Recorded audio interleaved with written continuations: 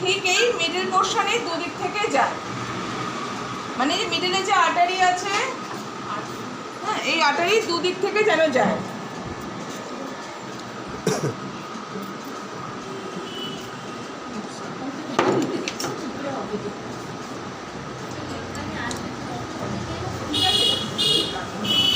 এবং কতটা প্রেসার দেবো বাঁধার সময়, যাতে একটা আঙুল ইজিলি অ্যাক্সেস পেতে পারে।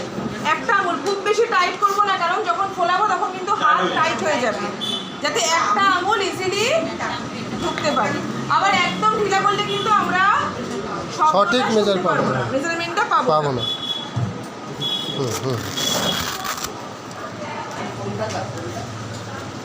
আমার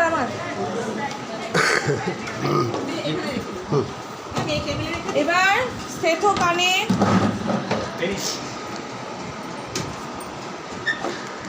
বাড়ি মেরে দেখবো দুটো কানে সমান শব্দ শুনতে পাচ্ছি কেন। আমি এমনভাবে লাগিয়েছি যে একটা কানে পাচ্ছি, একটা কানে পাচ্ছি না, তখন আমি কি করবো? চেঞ্জ করে নিতে হবে। এবার দোকানে সমান শব্দ শুনতে পাচ্ছি।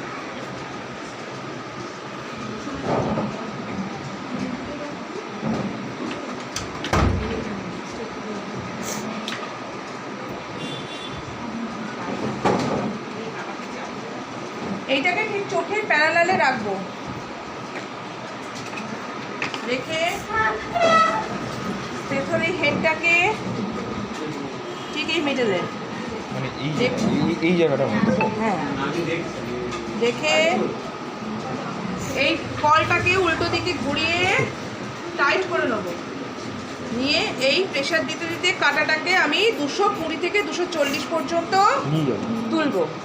তুলে এবার উল্টো দিকে ঘুরিয়ে আস্তে আস্তে খুব স্লোলি হাওয়া ছাড়বো। যেটাকে টাইট করেছিল ওটাকে আবার ঢিলে করছে।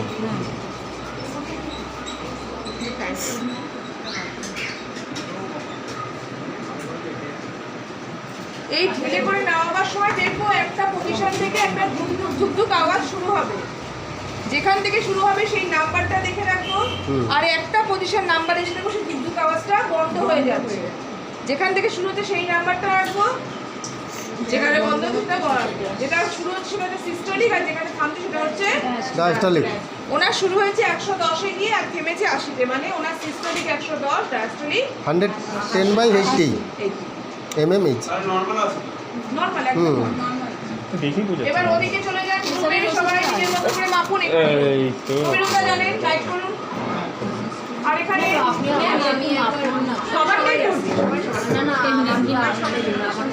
নাহলে জানবো কি করি। মানে আপনি করলে অ্যাকুরেট হবে, সেই জন্য দিদি বলছে আপনি বসুন বসুন বসুন, আপনি বসুন বসুন।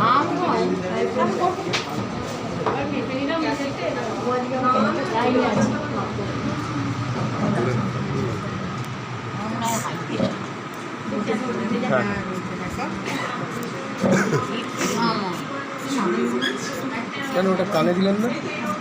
কাটার মুভমেন্ট দেখে ওটা করতে করতে আপনারা চলে আসবেন।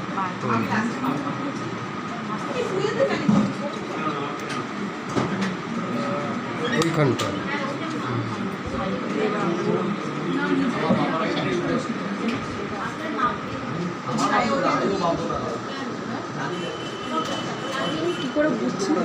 কানে আছে, ম্যামের আইডিয়া হয়ে গেছে, ম্যাম এমনি বুঝে যাবে, নেমে যাবে, ফট করে নেমে যাবে।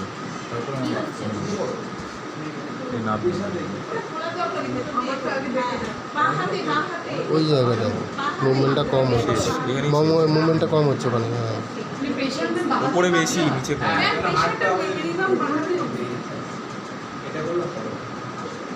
আপনার 130-65